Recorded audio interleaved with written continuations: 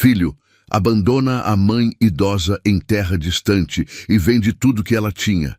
Mas o que acontece depois? A casa estava silenciosa demais para uma terça-feira de manhã. Dona Isabel ajeitou o xale sobre os ombros e caminhou até a janela da sala, observando a rua vazia do bairro onde morava há 43 anos. O sol ainda lutava para atravessar as nuvens cinzentas que cobriam São Paulo, e o cheiro de chuva pairava no ar úmido. Aos 76 anos, Isabel carregava no corpo as marcas de uma vida de trabalho.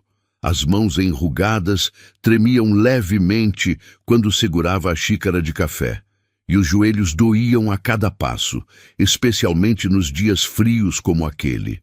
Mas era nos olhos que se via a maior dor, uma tristeza profunda, daquelas que não se curam com remédio. O telefone tocou. Isabel se assustou, quase derrubando a xícara. Caminhou devagar até o aparelho fixo na parede da cozinha. Alô? Mãe, sou eu, Rodrigo. O coração de Isabel disparou. Fazia 3 semanas que não ouvia a voz do filho único. 3 semanas de silêncio que pareciam 3 anos. Filho, que bom ouvir você. Como está? E a Mariana? E o pequeno? Olha, mãe, preciso conversar com a senhora. Pessoalmente. Posso ir aí hoje à tarde?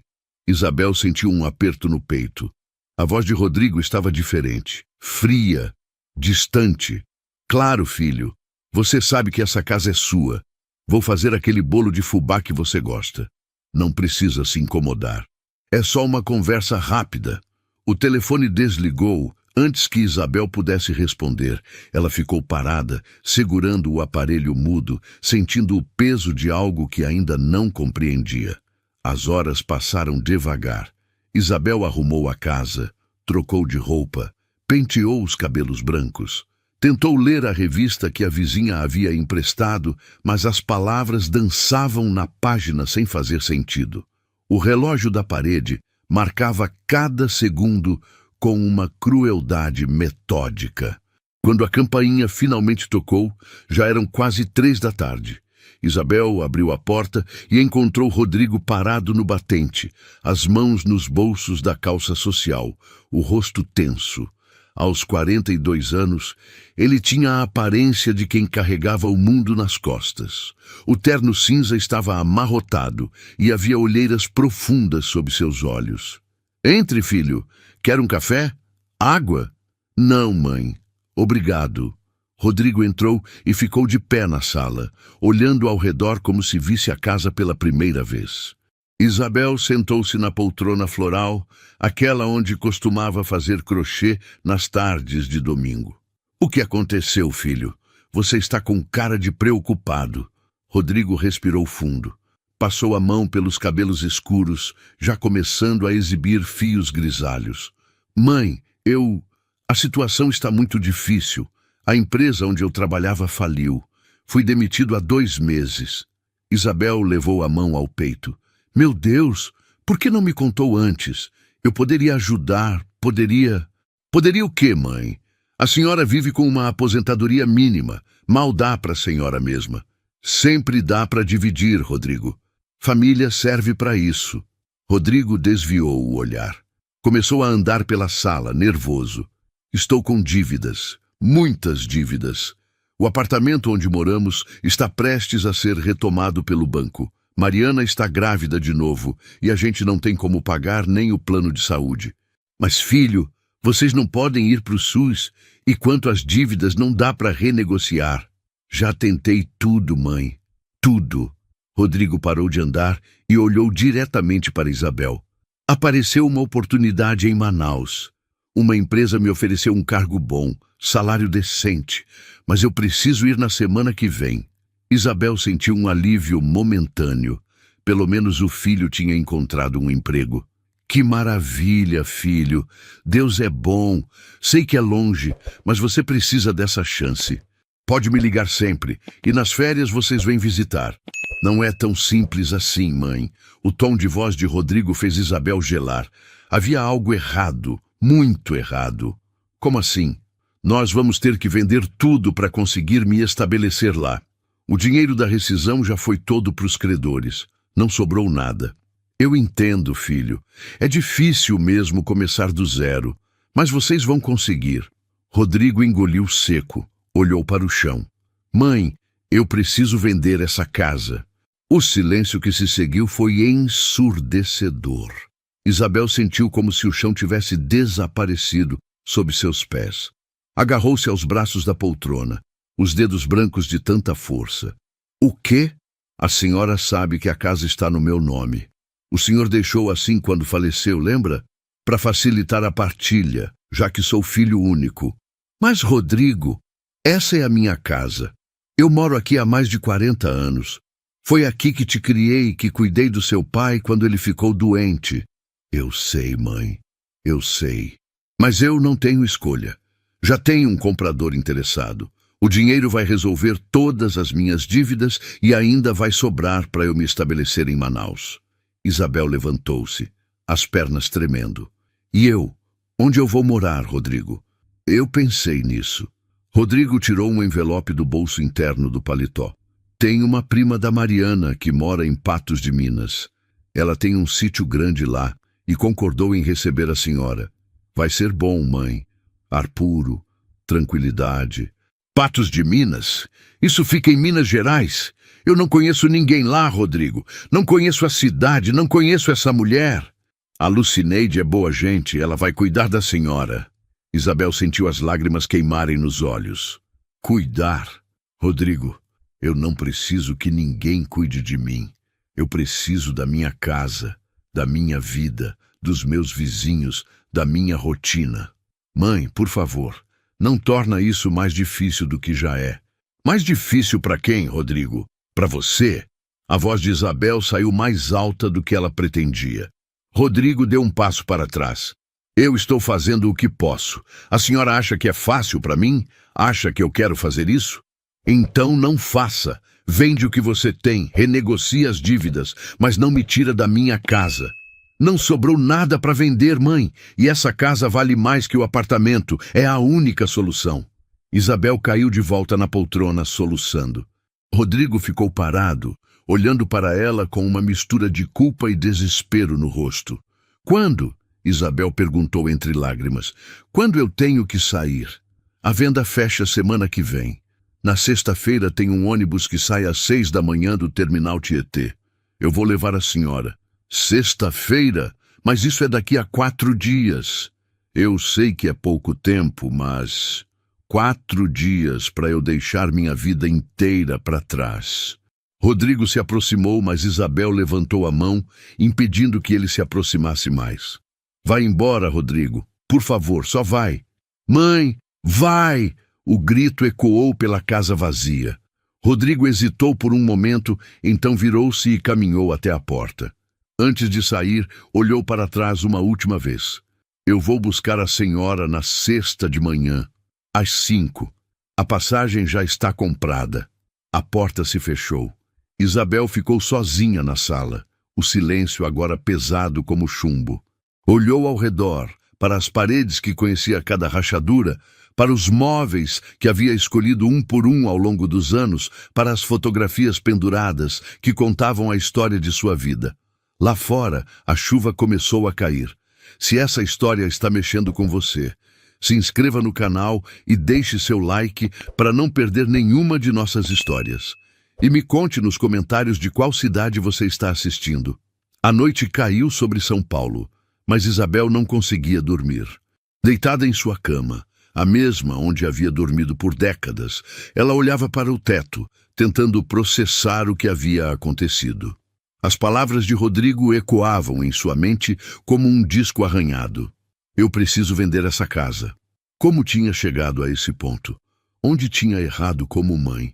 Isabel se lembrou de todas as vezes que havia se sacrificado por Rodrigo. Quando ele era pequeno e ela trabalhava dupla jornada como costureira para pagar o colégio particular. Quando o marido, João, ficou doente e ela cuidou dele durante 3 anos, sem nunca deixar faltar nada para o filho. Quando Rodrigo se casou e ela vendeu suas poucas joias para ajudar no enxoval. E agora estava ali, prestes a ser despejada da própria casa. O despertador marcava 3 da madrugada quando Isabel finalmente desistiu de dormir. Levantou-se, acendeu a luz da cozinha e começou a fazer café. Suas mãos tremiam enquanto pegava o filtro de papel. Calma, Isabel, ela murmurou para si mesma. Você já passou por coisa pior. Mas será que tinha? A morte de João havia sido terrível, mas ela estava em casa, rodeada de conhecidos, de memórias boas. Agora ia ser arrancada de tudo isso e jogada num lugar desconhecido, dependendo da boa vontade de uma estranha. Sentou-se à mesa da cozinha com a xícara fumegante nas mãos. A casa estava silenciosa, mas Isabel conhecia cada som. O rangido da porta do quarto quando o vento batia. O barulho da geladeira velha ligando e desligando. O miado do gato da vizinha no muro. Eram os sons da sua vida. Quando o sol começou a nascer, Isabel já tinha tomado uma decisão. Ia aproveitar esses 4 dias para se despedir. De cada canto, de cada lembrança. Ia fazer isso do jeito dela. Tomou banho, vestiu-se com cuidado e saiu. A primeira parada foi a padaria da esquina, onde comprava pão há mais de 20 anos. Seu Antônio, o dono, estava atrás do balcão como sempre. Bom dia, dona Isabel. O de sempre. Bom dia, seu Antônio. Pode ser. Enquanto ele separava os pães franceses, Isabel olhou ao redor. As prateleiras cheias de produtos, o cheiro de café fresco, o movimento matinal dos vizinhos comprando o de jejum. Tudo tão familiar, tão seu. Tá tudo bem, dona Isabel? A senhora tá com cara de quem não dormiu. Isabel forçou um sorriso. Só uma noite mal dormida, seu Antônio. Nada demais. A senhora precisa se cuidar, viu? Não é mais novinha para ficar virando à noite. É verdade. Pagou e saiu. Caminhou pelas ruas do bairro, cumprimentando conhecidos. Dona Marta, que morava 3 casas adiante. Seu Carlos, o jornaleiro. A mocinha da farmácia. Cada rosto familiar era como uma facada no coração. Ninguém sabia que aquela era uma despedida. Quando voltou para casa, encontrou a vizinha do lado, Dona Célia, regando as plantas na calçada. Isabel, bom dia. Tava com saudade de te ver. As 2 mulheres tinham a mesma idade e eram amigas há décadas. Célia foi uma das primeiras pessoas que Isabel conheceu quando se mudou para o bairro. Bom dia, Célia. Como vão as plantas? Ah, lutando contra esse sol forte. Você viu como tá quente? Isabel hesitou. Queria contar. Precisava contar.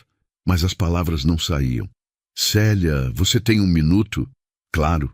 Quer entrar para um café? Prefiro aqui mesmo. As 2 se sentaram no murinho baixo que separava as casas. Isabel respirou fundo. Eu vou embora. Célia piscou confusa. Como assim, embora? Viajar? Não, mudar. Pro interior de Minas. Minas Gerais? Mas por quê? A família tá te chamando? O Rodrigo vendeu a casa. Precisa do dinheiro. Vou morar com uma conhecida da nora dele em Patos de Minas. O rosto de Célia se transformou. A confusão deu lugar ao choque, depois à indignação. Ele vendeu sua casa? Mas como? Sem te consultar? A casa está no nome dele, desde que o João morreu. Mas isso é absurdo! Onde ele está com a cabeça? E você vai aceitar assim? Isabel sentiu as lágrimas ameaçando voltar. O que eu posso fazer, Célia? A lei está do lado dele e ele está passando dificuldade. Perdeu o emprego, está cheio de dívida. E você não está passando dificuldade. Você que criou esse menino, que se matou de trabalhar por ele. Ele é meu filho. Filho que te põe para fora da sua própria casa. Célia se levantou, revoltada. Começou a andar de um lado para o outro. Quando é que você vai? Sexta-feira, de manhã cedo. Sexta? Mas isso é daqui a 3 dias. Eu sei. Célia se sentou de novo, pegou as mãos de Isabel entre as suas. Você não pode fazer isso, Isabel.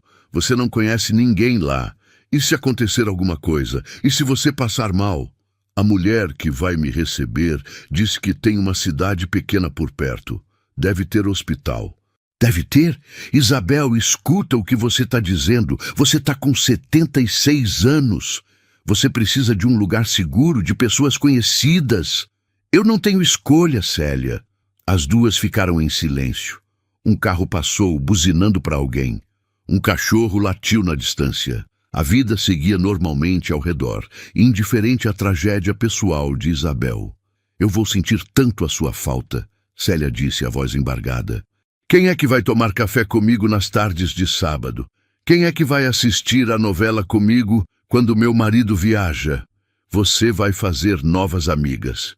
Não quero novas amigas. Quero você. Isabel abraçou Célia, e as duas mulheres choraram juntas ali, sentadas no murinho, enquanto o sol subia no céu de São Paulo. Quando se separaram, Célia tinha uma determinação nova no olhar. Eu vou ajudar você a fazer as malas e vou te dar meu número de celular. Você me liga toda semana, tá ouvindo? Toda semana. E se precisar de qualquer coisa mesmo, você me avisa que eu arrumo um jeito de ir até aí. Obrigada, Célia. De coração. E outra coisa, você não vai sair daqui sem uma festa de despedida. Mesmo que seja só nós duas e uma garrafa de vinho. Isabel sorriu pela primeira vez em dias. Um sorriso pequeno, mas genuíno. Combinado. Passaram o resto da manhã juntas, conversando sobre os velhos tempos, relembrando histórias do bairro. Foi uma manhã doce e amarga ao mesmo tempo. Cada lembrança era preciosa, mas doía saber que não haveria novas. Quando Isabel voltou para casa, encontrou uma mensagem na secretária eletrônica. Era de Rodrigo. Mãe, esqueci de falar. Pode levar só uma mala. O espaço no bagageiro do ônibus é pequeno. O resto das suas coisas eu vou vender junto com os móveis da casa. Um abraço. Isabel olhou ao redor da sala. Seus livros, seus discos antigos, as roupas de cama que havia bordado, as panelas que usava há décadas, a máquina de costura que ainda funcionava perfeitamente, o álbum de fotografias da família, uma mala, toda a sua vida resumida a uma mala. Quinta-feira amanheceu nublado. Isabel acordou cedo, mesmo sem ter dormido direito. Faltava apenas um dia para separar o que levaria, para decidir que pedaços de sua vida caberiam numa mala, para se despedir de tudo que conhecia. Abriu o guarda-roupa e ficou parada, olhando para as roupas penduradas. Cada peça tinha uma história. O vestido florido que usou no casamento do sobrinho, a blusa azul que João disse que ficava linda nela, o casaco de lã que a protegia nos invernos paulistanos. Como escolher? Começou metodicamente. Separou roupas práticas, confortáveis, algumas peças mais arrumadas por precaução. 2 pares de sapatos, remédios, documentos, o terço que havia sido de sua mãe. Uma foto pequena de João. Parou quando viu a caixa no alto do armário. A caixa de madeira onde guardava as cartas que João tinha escrito para ela quando namoravam. Pegou a caixa com cuidado, sentou-se na cama e abriu. O cheiro de papel velho invadiu suas narinas. Pegou a primeira carta, a letra de João, caprichada, falando sobre como tinha sido o dia dele, sobre quanto sentia falta dela. Isabel leu cada palavra, sentindo o coração apertar. Havia também as cartinhas que Rodrigo fazia quando era pequeno, desenhos coloridos, frases tortas. Eu amo vossa mamãe. Isabel segurou uma delas contra o peito, fechando os olhos. Onde estava aquele menino doce? Onde estava o filho que a abraçava quando tinha medo de trovão? O que tinha acontecido? A campainha tocou, interrompendo seus pensamentos. Isabel guardou as cartas de volta, desceu e abriu a porta. Era o padre Miguel, da igreja que frequentava. Dona Isabel, faz tempo que não a vejo na missa. Padre Miguel, que surpresa! Entre, por favor. O padre entrou, recusando educadamente o café que Isabel ofereceu. Dona Célia me procurou ontem. Me contou o que está acontecendo. Isabel suspirou. Devia imaginar que Célia faria isso. Ah, padre, ela não devia ter incomodado o senhor com meus problemas. Problema de um membro da comunidade é problema de todos, dona Isabel. A senhora sabe disso. Sentaram-se na sala. O padre olhou ao redor, notando as caixas vazias no canto. É verdade, então? O Rodrigo vendeu a casa? É verdade. E a senhora vai mesmo para Minas Gerais? Vou, amanhã cedo. O padre balançou a cabeça, tristonho. A senhora conversou com ele? Explicou que não quer ir? Conversei, mas ele precisa do dinheiro, padre. Tá com dívidas, perdeu o emprego. Eu entendo a situação dele. Entender é uma coisa, dona Isabel. Aceitar passivamente é outra. A senhora tem direitos. A casa tá no nome dele. Mas a senhora mora aqui há décadas. Existem leis que protegem pessoas na sua situação. Isabel ficou quieta por um momento. Mesmo que existam, padre, eu não quero brigar com meu filho. Ele é tudo que me resta da família. E a senhora? A senhora não é tudo que resta para ele? A pergunta ficou no ar, sem resposta. Eu vim aqui para oferecer ajuda, dona Isabel. A paróquia tem um fundo para emergências. Podemos ajudar a senhora a alugar um quartinho aqui perto, pelo menos temporariamente. Isabel sentiu os olhos marejarem. É muito gentil da parte do senhor, padre, mas não posso aceitar. Esse dinheiro é para quem realmente precisa, e a senhora não precisa. Tem gente precisando mais. O padre suspirou. A senhora é teimosa, dona Isabel. Sempre foi, mas saiba que a porta da igreja está aberta. E se precisar de qualquer coisa mesmo, a gente encontra um jeito de ajudar. Obrigada, padre. De verdade. Depois que o padre saiu, Isabel voltou para a tarefa de arrumar a mala. Já estava quase cheia, mas ainda faltavam coisas importantes. O álbum de fotos, por exemplo, pesava, mas era preciso levar. Folheou as páginas, fotos do casamento, do batizado de Rodrigo, das festas de aniversário, de churrascos em família. Tinha uma foto que Isabel amava especialmente. Ela, João e Rodrigo pequeno, sentados no sofá da sala, todos sorrindo. Uma família feliz. Será que aquela família feliz tinha realmente existido? Ou era só uma ilusão capturada por uma câmera? O telefone tocou novamente. Dessa vez era Mariana, a nora. Dona Isabel! É a Mariana! A voz dela estava hesitante, quase envergonhada. Oi, Mariana, como você tá? E o bebê? A gente tá bem. Olha, eu queria falar com a senhora. É sobre essa mudança. Isabel sentiu uma pontada de esperança. Talvez Mariana tivesse convencido Rodrigo a mudar de ideia. Pode falar, filha. Eu só queria que a senhora soubesse que eu não concordo com isso. Eu tentei conversar com o Rodrigo. Tentei fazer ele ver que está errado, mas ele não me escuta. Está obcecado com essa ideia de que vender a casa é a única solução. A esperança de Isabel murchou. Eu sei que vocês estão passando dificuldade, Mariana. Não guardo rancor. Mas eu guardo. Eu guardo de mim mesma por não conseguir fazer nada. A senhora sempre foi tão boa com a gente, sempre ajudou quando precisamos, e agora... Mariana começou a chorar do outro lado da linha. Calma, filha. Não chora. Não faz bem pro bebê. Como não chorar? A senhora vai embora amanhã para um lugar que não conhece e eu não consigo fazer nada. Você já fez. Tentou conversar com ele. Isso já é muito. Não é nada. Eu devia ter insistido mais, devia ter... Mariana, escuta. Eu preciso que você me prometa uma coisa. A nora fungou, tentando se recompor. O que, dona Isabel? Cuida do Rodrigo e do seu filho e desse bebê que está chegando. Faz dele um homem melhor do que o pai está sendo agora. Ai, dona Isabel. Me promete? Eu prometo. E me liga quando o bebê nascer. Quero saber se é menino ou menina. Pode deixar, eu ligo. Depois que desligou, Isabel olhou pela janela. O céu estava completamente encoberto agora. Logo ia chover de novo.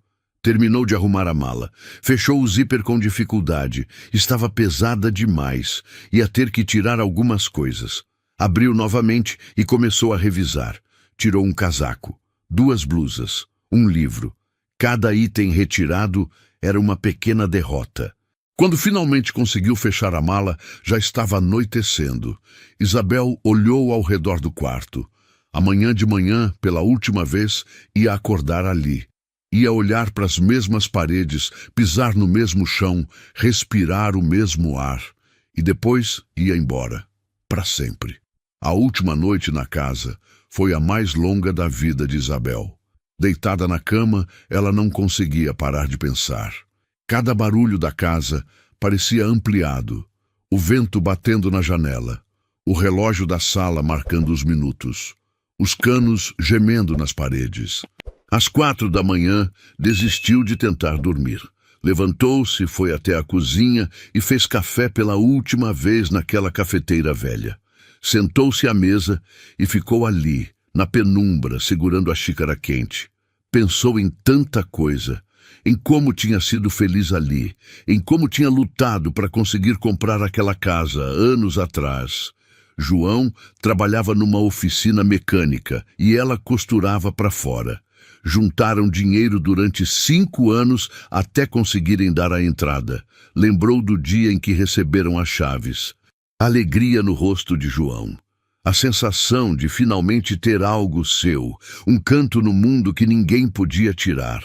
Mas podiam. Estavam tirando.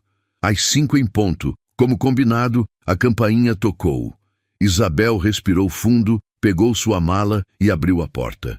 Rodrigo estava ali, com a mesma cara fechada dos últimos dias. Tinha um carro alugado estacionado na rua. "Bom dia, mãe. Tá pronta?" "Tô." Rodrigo pegou a mala, pesou-a nas mãos. "Nossa, tá pesada. A senhora colocou tijolo aí dentro?" Isabel não respondeu. Voltou para dentro da casa pela última vez. Caminhou devagar por cada cômodo. A sala, onde tinha assistido tanta televisão. A cozinha, onde tinha preparado milhares de refeições. O quintal pequeno, onde tinha cultivado suas plantas. "Mãe, a gente precisa ir. O ônibus não espera." Isabel voltou para a porta. Olhou para trás uma última vez, gravando cada detalhe na memória. Então saiu e fechou a porta. Não tinha chave para trancar. A casa já não era mais sua. O trajeto até o terminal Tietê foi silencioso. Rodrigo dirigia concentrado no trânsito e Isabel olhava pela janela, vendo a cidade acordar. Os primeiros raios de sol iluminavam os prédios. Pessoas caminhavam apressadas nas calçadas, indo trabalhar. A vida seguia. No terminal, Rodrigo estacionou numa vaga rápida e pegou a mala do porta-malas. Caminharam até a plataforma onde o ônibus já estava estacionado, com o letreiro São Paulo, Patos de Minas, no vidro dianteiro. "Deixa eu ver a passagem", Rodrigo pediu. Isabel entregou. Ele conferiu o número da poltrona. "É a 13. Aqui, ó, já tá entrando gente." Rodrigo entregou a mala para o funcionário que estava colocando as bagagens no compartimento embaixo do ônibus. Isabel ficou parada, sem saber o que fazer ou dizer.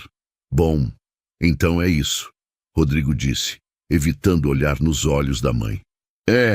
A Lucineide vai te buscar na rodoviária de lá. Ela sabe o horário que o ônibus chega, deve ser umas 8 da noite." "Tá bom." Rodrigo mexeu nos bolsos, desconfortável. "Mãe, olha, eu sei que isso não tá fácil para a senhora, mas vai dar tudo certo. A senhora vai ver. Daqui uns meses eu vou estar estabelecido em Manaus, e aí a gente se fala. Combina umas visitas." "Tá bom, Rodrigo. É que não tinha outro jeito, sabe?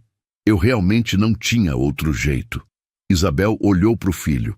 Viu nele o homem de 42 anos, cansado, endividado, desesperado, mas também viu o menino de 7 anos que chorava quando ela saía para trabalhar, o adolescente que a abraçava quando tirava nota boa na escola, o jovem que ficou ao lado dela quando João morreu. Onde estava aquele menino agora? "Eu sei, filho", ela disse a voz mansa. "Eu sei. Então, se cuida, tá? Qualquer coisa, a senhora me liga." "Vou ligar." Rodrigo se inclinou e deu um beijo rápido na testa dela. Então virou-se e saiu andando rápido, sem olhar para trás. Isabel ficou parada, vendo o filho se afastar. Esperou que ele virasse, que acenasse, que pelo menos olhasse para trás uma vez, mas ele não olhou. "Passageiros com destino a Patos de Minas, favor embarcar. Última chamada", anunciou uma voz no alto-falante. Isabel subiu no ônibus. Encontrou sua poltrona, a 13, do lado da janela. Sentou-se, acomodou a bolsa no colo. Ao redor, outros passageiros se organizavam, guardando bolsas nos compartimentos superiores, ajeitando travesseiros. O ônibus começou a se mover. Isabel olhou pela janela, vendo o terminal se afastar. Depois a cidade, os prédios, as avenidas, tudo o que conhecia ficando para trás. São Paulo desapareceu aos poucos, engolida pela distância. Isabel fechou os olhos, sentindo as lágrimas finalmente escorrerem livres pelo rosto. O ônibus seguia pela rodovia Fernão Dias, cortando o interior de São Paulo em direção a Minas Gerais. Isabel permanecia grudada na janela, observando a paisagem mudar gradualmente. Os prédios haviam dado lugar a casas menores, depois a campos e plantações. Ao lado dela, uma moça jovem mexia no celular, fones de ouvido nos ouvidos. Não tinha falado uma palavra desde que embarcou.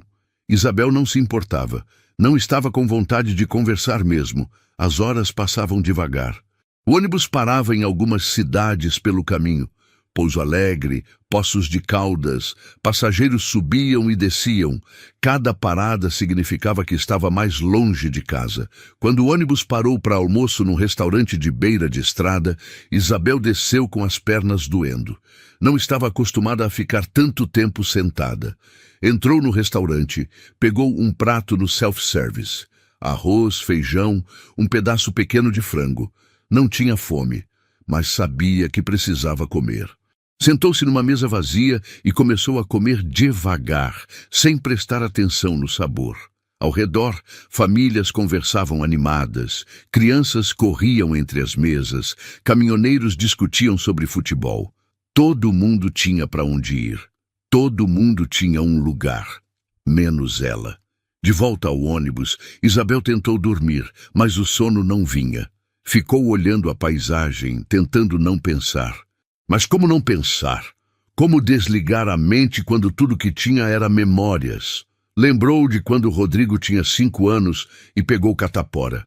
Ficou de cama durante uma semana, cheio de bolinhas pelo corpo, com febre alta. Isabel não saiu do lado dele nem para dormir. Ficou sentada numa cadeira ao lado da cama, molhando panos com água fria para baixar a febre, dando remédio nos horários certos, contando histórias para distraí-lo. Quando ele melhorou, a primeira coisa que fez foi desenhar um coração vermelho num papel e entregar para ela. É para você, mamãe, porque você é a melhor mãe do mundo. Isabel tinha guardado aquele desenho. Estava dentro do álbum de fotos, na mala. O mesmo filho que tinha desenhado aquele coração tinha acabado de mandá-la embora de casa. A tarde foi dando lugar ao entardecer. O céu ficou alaranjado, depois rosa, depois roxo. Quando escureceu completamente, Isabel viu apenas o reflexo dela mesma no vidro da janela.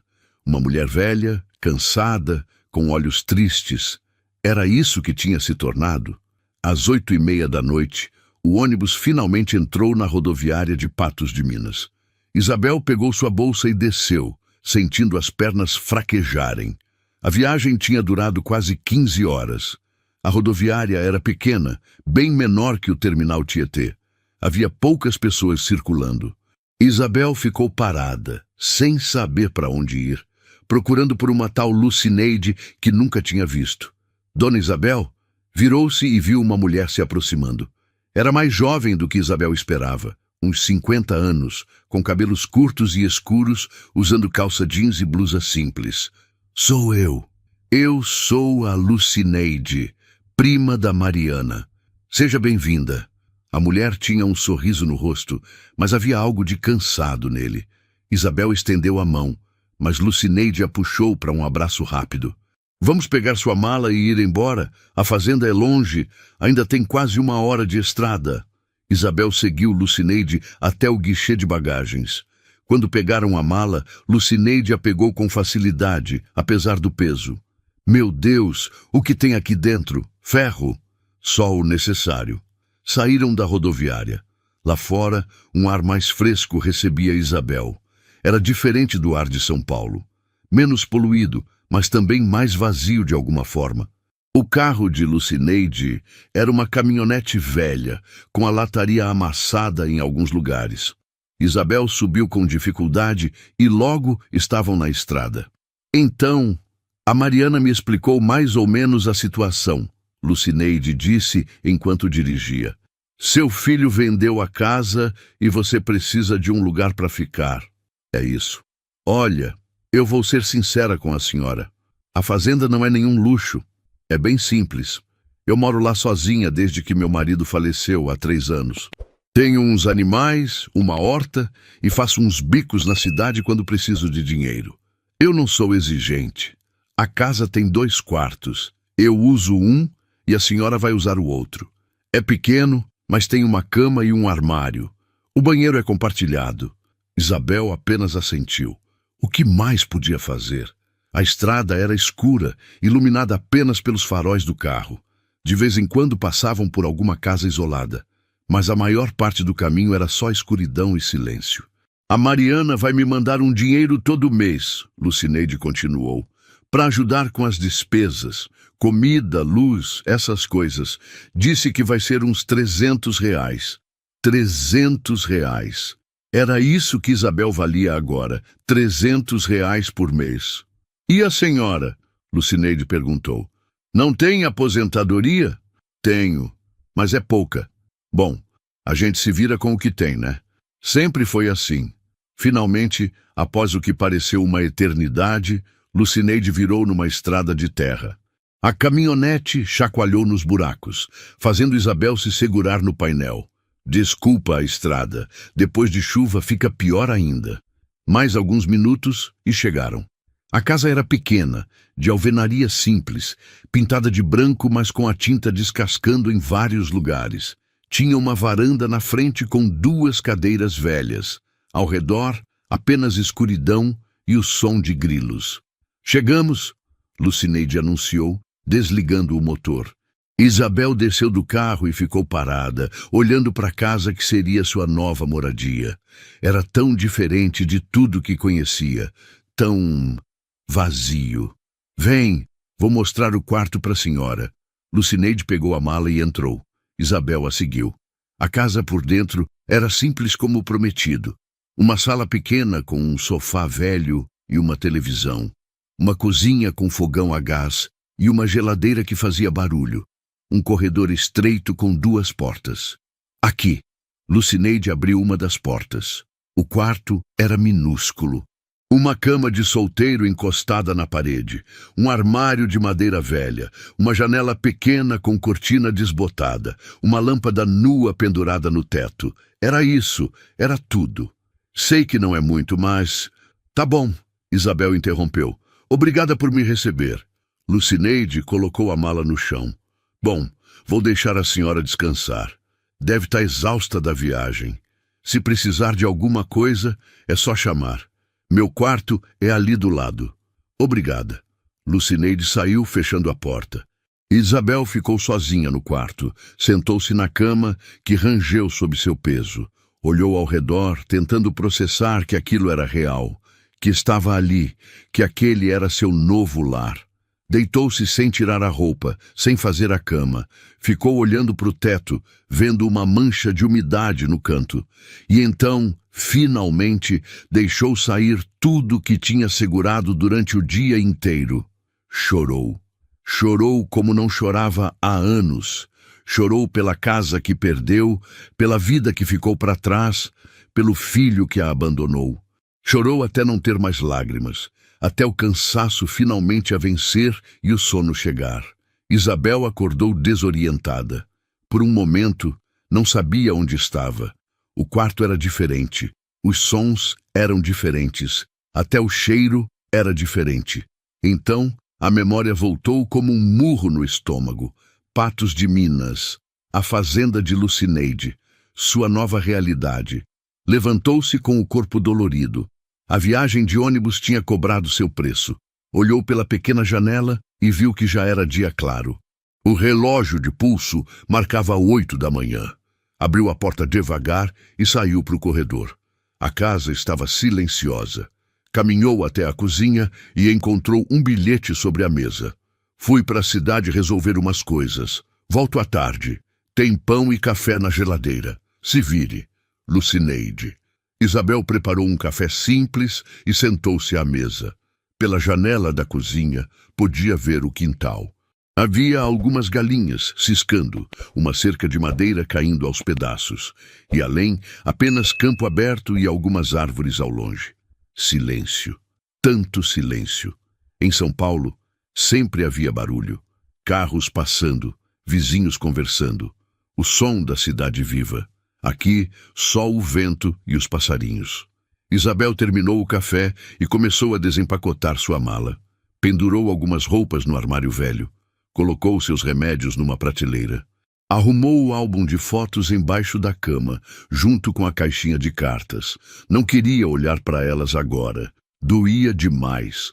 Passou o resto da manhã explorando a propriedade. Não havia muito para ver. A casa, o quintal com as galinhas, um pequeno galpão cheio de ferramentas velhas e entulho. Mais além, campos vazios que se estendiam até onde a vista alcançava. Isabel sentou-se numa pedra perto da casa e ficou ali, apenas existindo, sentindo o sol quente no rosto, ouvindo o silêncio, tentando aceitar que aquilo era sua vida agora. Lucineide voltou por volta das 3 da tarde, trazendo sacolas de compras. Boa tarde, dona Isabel. Já almoçou? Não estava com fome. Tem que comer, viu? A senhora não é mais nova. Lucineide começou a guardar as compras.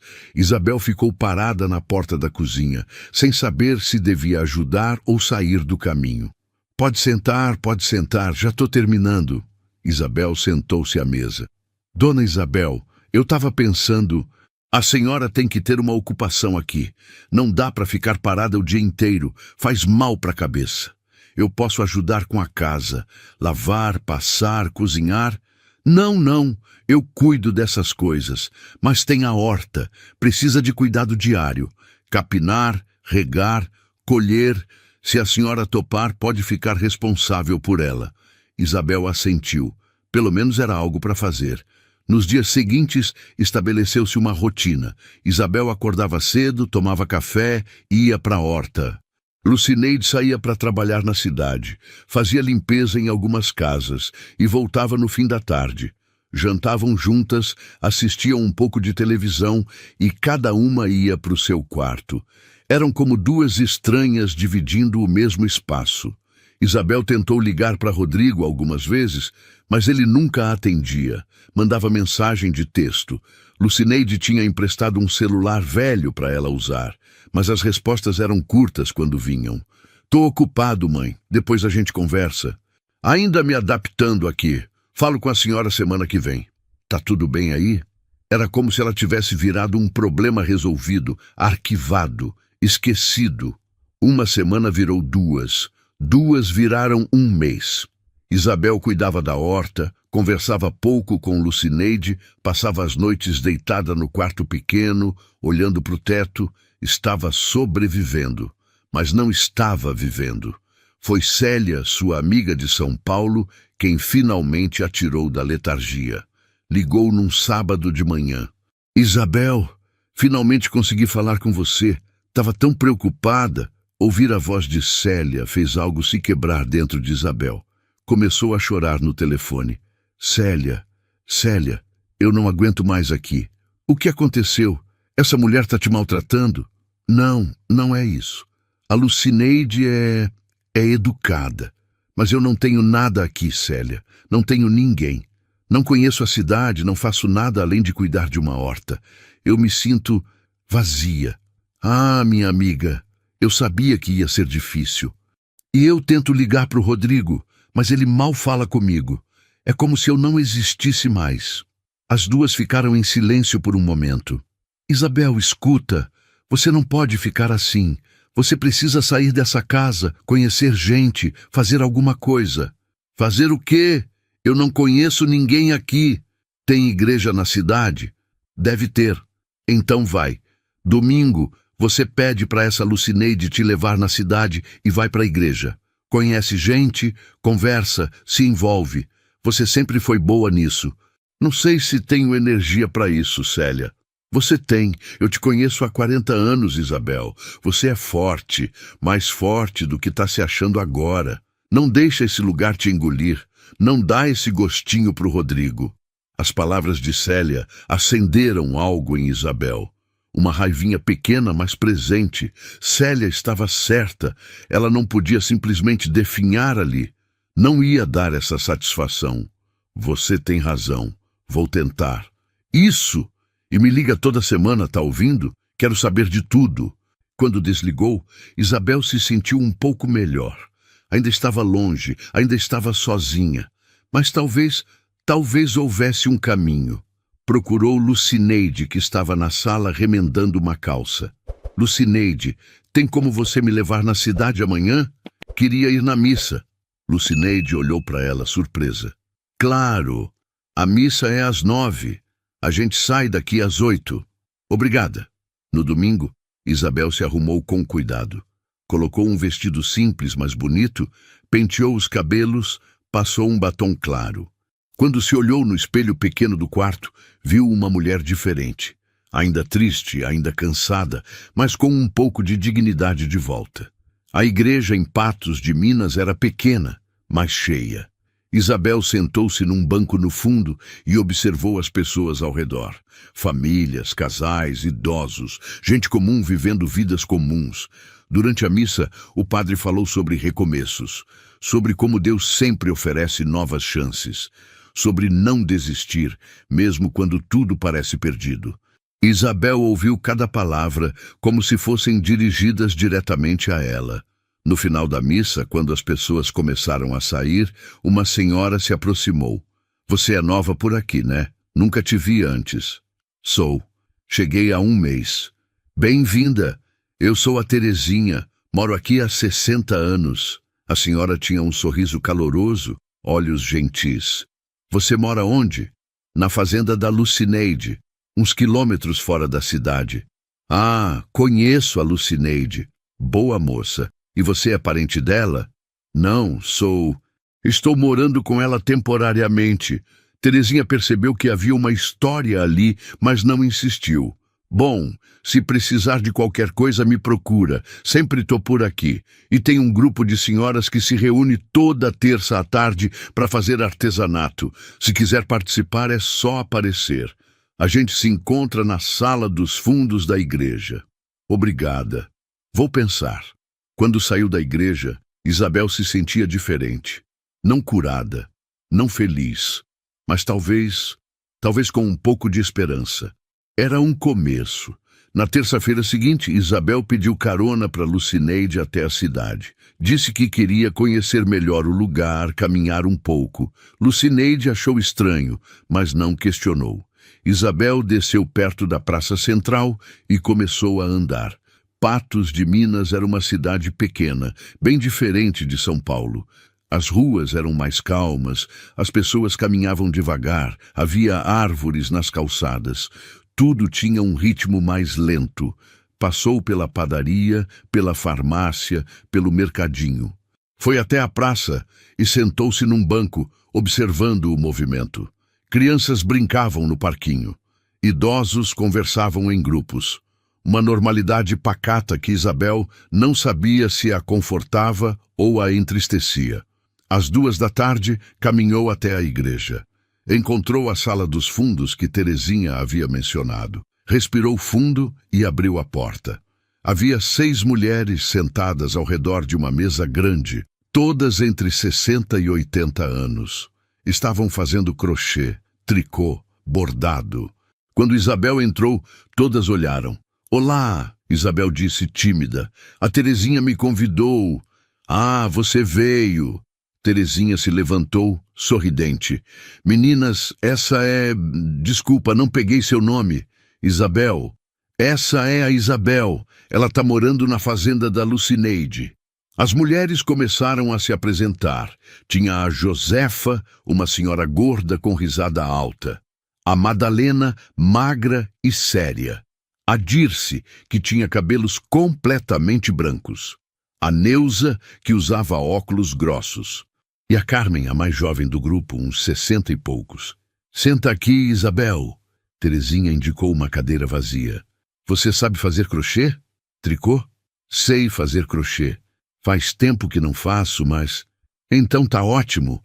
Olha, a gente se reúne toda terça e quinta. Fazemos peças para vender na feira de artesanato da igreja. O dinheiro vai para obras sociais. Josefa empurrou uma cesta cheia de linhas coloridas. Escolhe uma cor e bora trabalhar. E enquanto trabalha, vai contando da sua vida. Isabel pegou uma linha azul e começou a fazer uma corrente básica.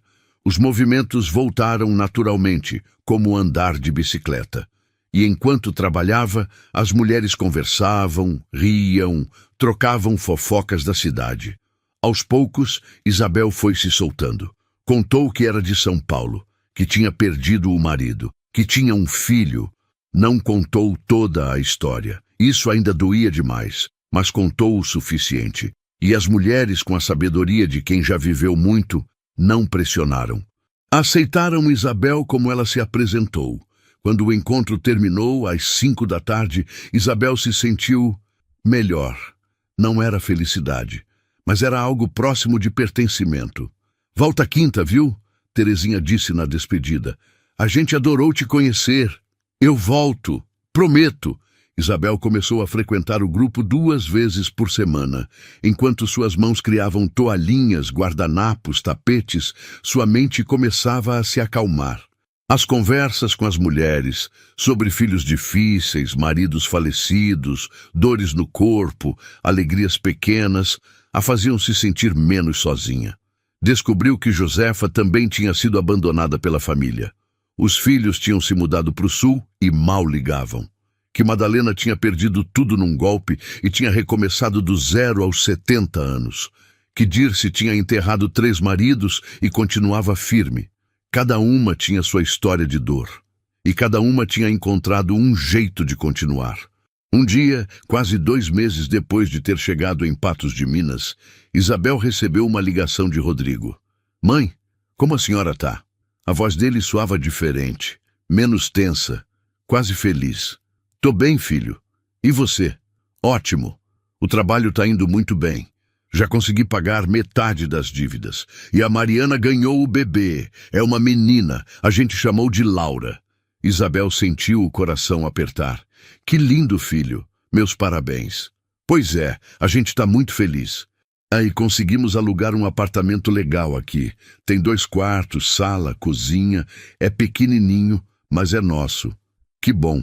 E aí, como tá sendo a adaptação? A Lucineide tá tratando a senhora bem? Tá sim. E eu fiz algumas amigas na igreja. Tô me virando.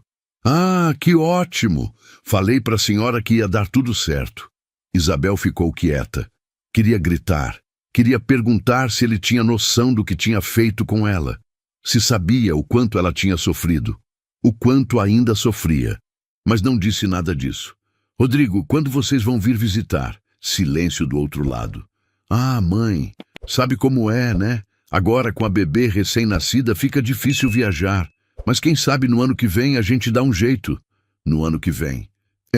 Ou a senhora pode vir aqui. Manaus é linda, mãe. A senhora ia adorar. Isabel olhou ao redor do quartinho pequeno onde estava. Quem sabe. Bom, mãe, preciso desligar. A Laura tá chorando. A gente se fala depois, tá? Tá. Beijo nos meninos. E um beijo especial na Laura. Pode deixar. Tchau, mãe. O telefone desligou. Isabel ficou segurando o aparelho, sentindo uma mistura de emoções. Alegria por Rodrigo estar bem, tristeza por estar tão distante, raiva por ele achar que estava tudo resolvido, mas acima de tudo, uma certeza crescente. Ela não podia ficar esperando por ele. Não podia basear sua felicidade nas migalhas de atenção que o filho jogava para ela. Precisava construir algo seu, ali, em Patos de Minas. Na quinta-feira, durante o encontro do grupo de artesanato, Isabel tomou coragem. Meninas, posso fazer uma pergunta? Claro, Terezinha respondeu. Existe algum lugar aqui na cidade que precise de voluntários? Tipo um asilo, um orfanato, alguma coisa assim? As mulheres se entreolharam. Tem o Lar São Vicente, Carmen disse. É um abrigo para idosos que não têm família, sempre precisam de ajuda.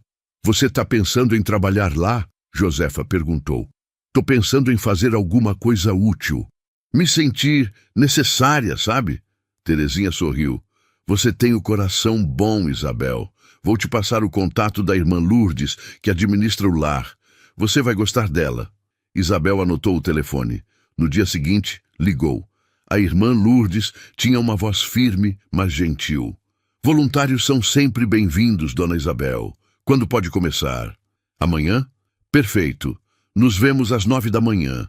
O lar São Vicente ficava num casarão antigo na periferia de Patos de Minas. Tinha 2 andares, um jardim grande, mas mal cuidado, e abrigava 23 idosos. Quando Isabel chegou, foi recebida pela irmã Lourdes, uma freira baixinha de uns 60 anos, com olhos penetrantes. Seja bem-vinda. Vou te mostrar o lugar. Andaram pelos corredores. Tinha quartos simples, com 2 ou 3 camas cada. Uma sala comum com televisão. Uma cozinha industrial. Tudo muito limpo, mas claramente faltando recursos. A gente funciona com doações, irmã Lourdes explicou. A prefeitura ajuda um pouco, mas não é suficiente. Fazemos o que podemos. Passou pela sala comum. Vários idosos estavam sentados, alguns assistindo TV, outros apenas olhando para o nada. Isabel viu rostos cansados, olhos vazios. Pessoas esquecidas pelo mundo. Pessoas como ela quase tinha se tornado. O que eu posso fazer para ajudar? Isabel perguntou. O que você souber fazer? Conversar com eles, ler, fazer companhia. Alguns estão muito sozinhos. A solidão é pior que qualquer doença. Isabel sabia muito bem disso. Começou naquele mesmo dia. Sentou-se ao lado de um senhor chamado Antônio, que tinha 90 anos e não recebia visita há 3. Bom dia, seu Antônio. Posso fazer companhia para o senhor? O velho olhou para ela com olhos desconfiados. Quem é você? Sou Isabel, vim aqui para conhecer vocês. Ah, é? E por que ia querer conhecer um velho inútil como eu? Isabel sorriu tristemente. Porque eu sei como é se sentir inútil. E sei que não é verdade. Antônio a olhou por um longo momento. Então, pela primeira vez em muito tempo, sorriu. Os meses foram passando. Isabel estabeleceu uma rotina que dava sentido aos seus dias. Nas manhãs de segunda, quarta e sexta, ia ao lar São Vicente. Nas tardes de terça e quinta, participava do grupo de artesanato. Nos fins de semana, cuidava da horta na fazenda de Lucineide. Não era a vida que tinha antes, mas era uma vida. No lar São Vicente, Isabel se tornou uma presença constante. Conhecia todos os residentes pelo nome. Sabia quem gostava de jogar dama, quem preferia ouvir rádio, quem tinha dores mais fortes e precisava de companhia nas noites difíceis. Tinha especial carinho por 3 pessoas. O seu Antônio, aquele primeiro que conheceu. A dona Luzia, uma ex-professora de 82 anos que adorava conversar sobre literatura. E o seu Raimundo, um ex-caminhoneiro que tinha histórias incríveis de suas viagens pelo Brasil. Era com eles que Isabel passava a maior parte do tempo. Um dia, seu Antônio estava particularmente quieto. Isabel sentou-se ao lado dele na varanda do lar. Tá tudo bem, seu Antônio? Tô pensando. No quê? Em como é estranho a vida. Eu trabalhei 50 anos. Levantava todo dia às 5 da manhã, ia para a roça, voltava quando escurecia. Fiz isso a vida inteira. Pensei que quando ficasse velho, ia ter meus filhos por perto, meus netos, mas está todo mundo longe. Ocupado demais para lembrar que eu existo. Isabel segurou a mão enrugada dele. Eu sei como é. Você também foi esquecida? Fui. Meu filho me trouxe para cá e... sumiu. Liga uma vez por mês, se tanto. Sempre com pressa, sempre com desculpa. Antônio apertou a mão dela de volta. A gente criou eles com tanto amor. Onde foi que errou? Não sei se a gente errou, seu Antônio.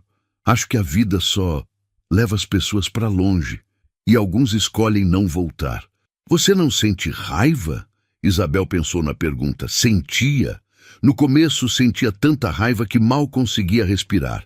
raiva de Rodrigo, raiva de si mesma, raiva do mundo. Mas agora?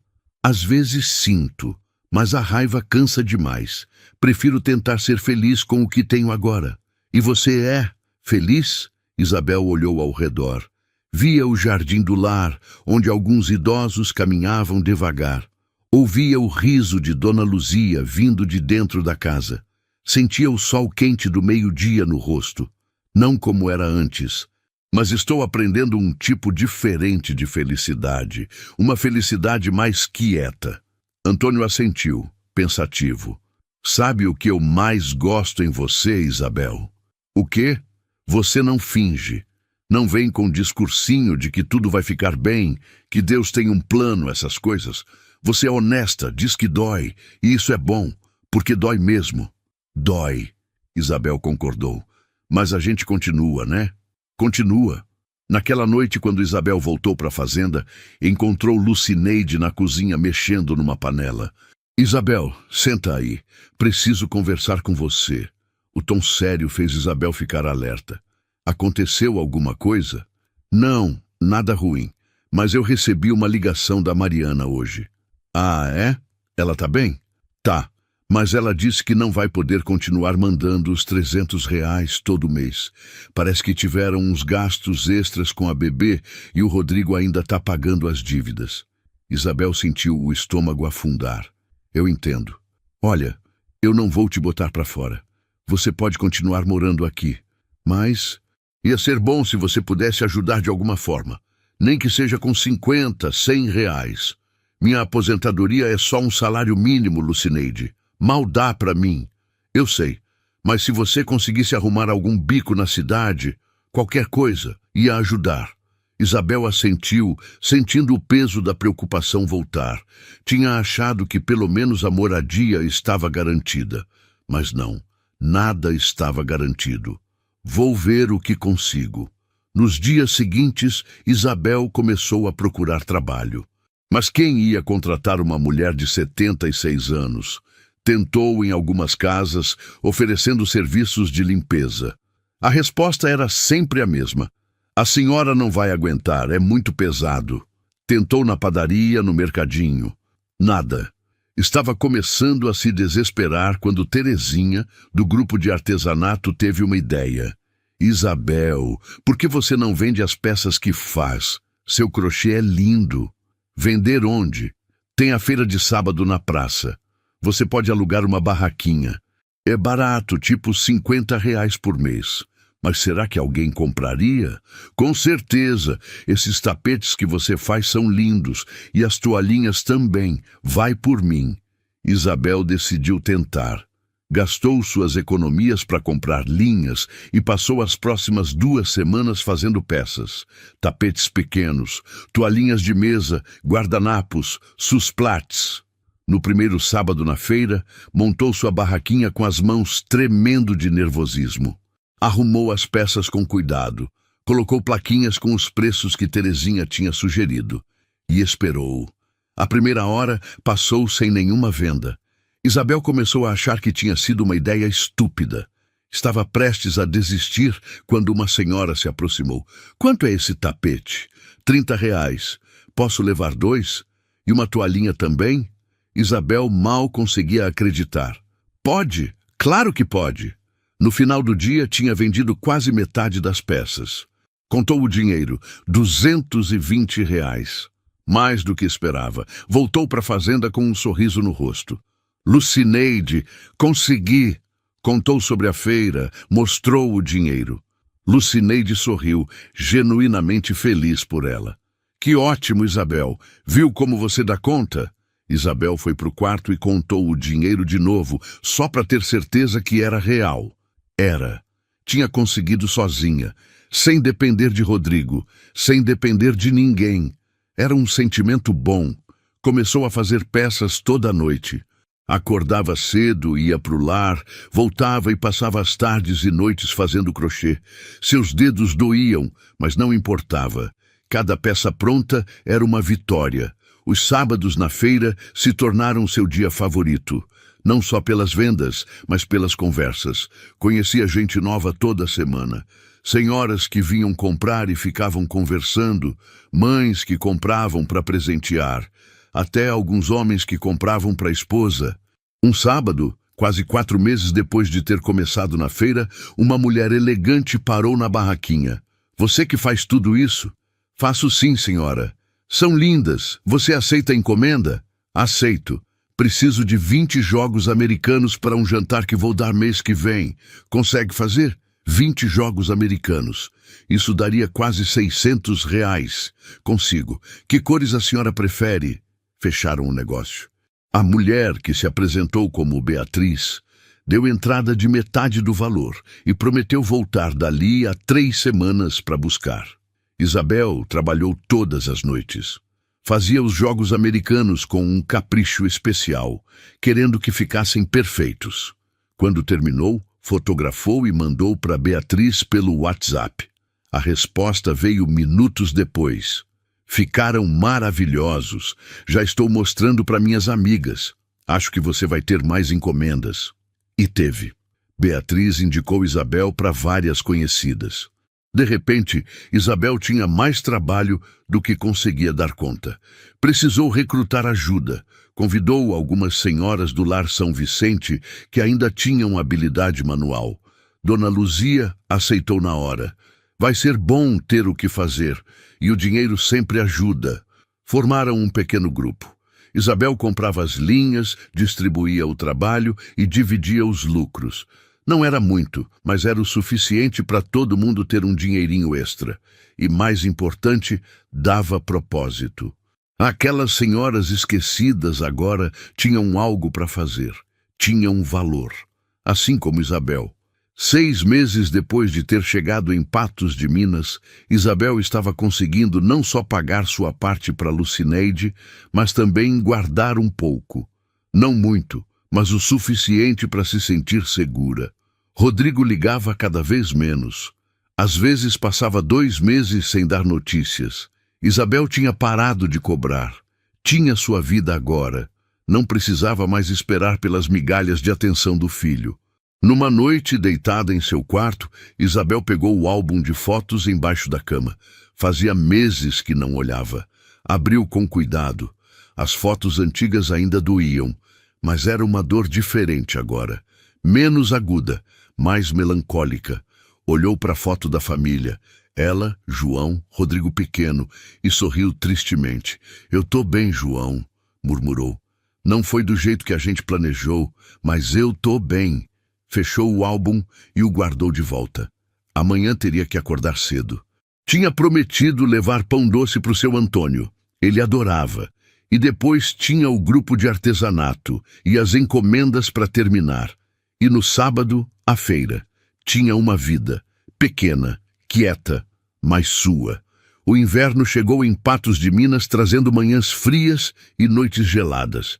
Isabel, que estava acostumada com o clima de São Paulo, sentiu o frio nos ossos, mas Lucineide emprestou cobertores extras e ela foi se acostumando. A rotina continuava. O trabalho no Lar São Vicente, o grupo de artesanato, a feira aos sábados. As encomendas agora eram tantas que Isabel precisou estabelecer uma lista de espera. Seu crochê tinha se tornado conhecido na cidade. Foi numa manhã de julho, particularmente fria, que Isabel chegou no Lar São Vicente e percebeu algo estranho. Havia uma agitação incomum. Funcionários conversavam em grupos, com expressões preocupadas. "O que aconteceu?" Isabel perguntou para uma das enfermeiras. "Ah, dona Isabel, a irmã Lourdes recebeu uma notícia ruim. A prefeitura cortou a verba. Parece que vamos ter que fechar o lar." Isabel sentiu o coração gelar. Fechar? Mas para onde vão essas pessoas? "Não sabemos. A irmã está tentando resolver." Isabel procurou a irmã Lourdes e a encontrou no escritório ao telefone. Quando desligou, parecia ter envelhecido 10 anos. "Dona Isabel, já ouviu a notícia?" "Ouvi. É verdade?" "É. Sem a verba da prefeitura, não consigo manter o lar. São 23 pessoas para alimentar, remédios para comprar, contas para pagar. Não dá. E os idosos? Vou ter que tentar realocar cada um." Alguns têm família que talvez aceite receber de volta. Outros, a irmã suspirou, outros vão ter que ir para o abrigo público na capital. E lá a situação é bem pior que aqui. Isabel pensou em seu Antônio, em Dona Luzia, em seu Raimundo. Pensou em cada um dos rostos que tinha aprendido a amar. Tem que ter um jeito. Se tiver, eu não sei qual é. Isabel saiu do escritório com a cabeça fervilhando. Não podia deixar aquilo acontecer. Não depois de tudo que aquelas pessoas já tinham passado. Não depois de finalmente terem encontrado um lugar que, mesmo sendo simples, era um lar. Naquela noite, no grupo de artesanato, Isabel contou a notícia. Vão fechar o Lar São Vicente? Houve um silêncio chocado. Como assim fechar? Terezinha perguntou. Aquelas pessoas não têm para onde ir. Eu sei. A irmã Lourdes está tentando resolver, mas sem dinheiro. Quanto que precisa? Josefa perguntou, prática. Ela disse que com 3.000 reais por mês conseguiria manter tudo funcionando. 3.000 reais, Carmen repetiu. Não é tanto assim quando se pensa que tem que sustentar 23 pessoas. Mas de onde vai sair esse dinheiro? Madalena questionou. Isabel teve uma ideia maluca, mas possível. E se a gente fizesse uma campanha, uma rifa, um bazar, alguma coisa? As mulheres se entreolharam.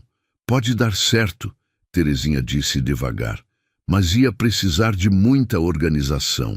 Eu organizo, Isabel falou com uma determinação que surpreendeu até ela mesma. Eu organizo tudo, só preciso de ajuda. Você tem, Josefa disse imediatamente. Todas nós. Começaram a planejar naquela mesma noite. Fariam um grande bazar beneficente. Cada uma contribuiria com o que pudesse. Peças de artesanato, roupas, objetos de decoração, alimentos. E Isabel teria uma ideia ainda maior. E se a gente fizesse uma campanha de apadrinhamento? Tipo, pessoas da cidade apadrinham um idoso. Contribuem com 50 ou 100 reais por mês. Se conseguirmos 30 pessoas, já dá os 3.000. Isso é genial, Terezinha exclamou. Nos dias seguintes, Isabel trabalhou como nunca. Fez panfletos, com a ajuda de um neto de Carmen que entendia de computador. Conseguiu a autorização do padre para divulgar na igreja.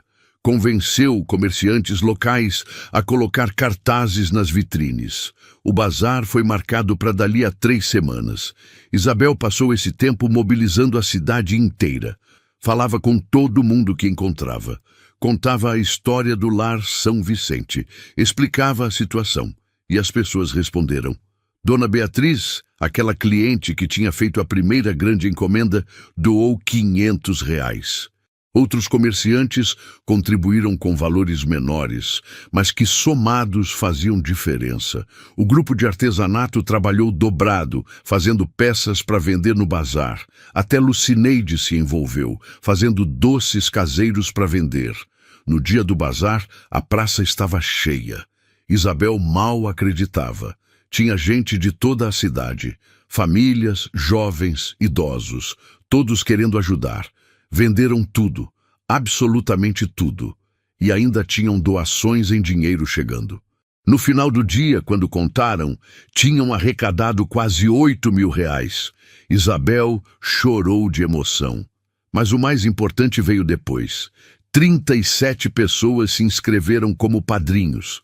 Comprometeram-se a contribuir mensalmente, mais do que o necessário. O Lar São Vicente estava salvo. Quando Isabel deu a notícia para a irmã Lourdes, a freira também chorou. Você fez um milagre, Isabel. Não fui eu, foi a cidade inteira. Mas você começou, você mobilizou todo mundo. Sem você, nada disso teria acontecido. Naquela noite, quando Isabel voltou para a fazenda, Lucineide estava esperando na varanda. Você virou celebridade, sabia? Como assim? Tá todo mundo falando de você.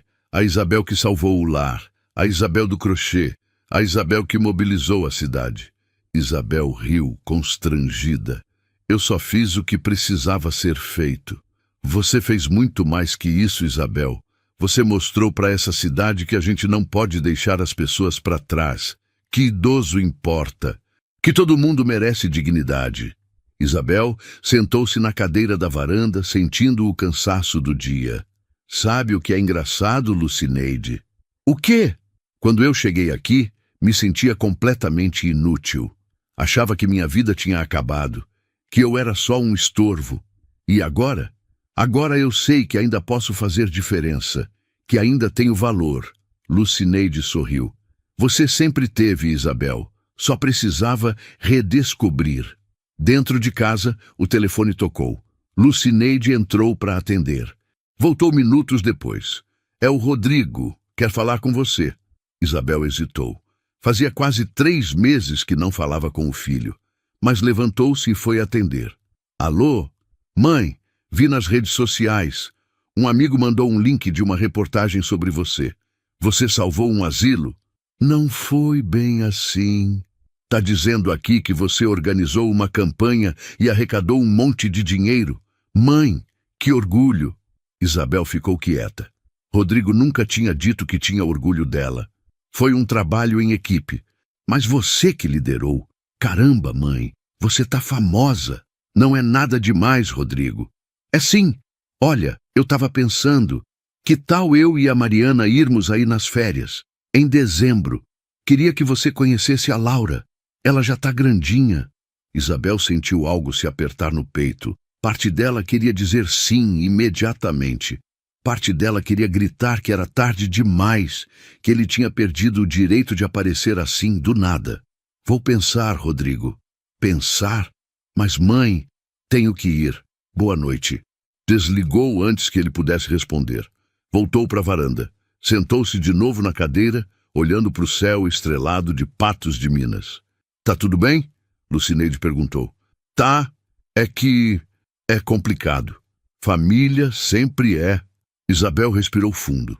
O ar frio da noite encheu seus pulmões.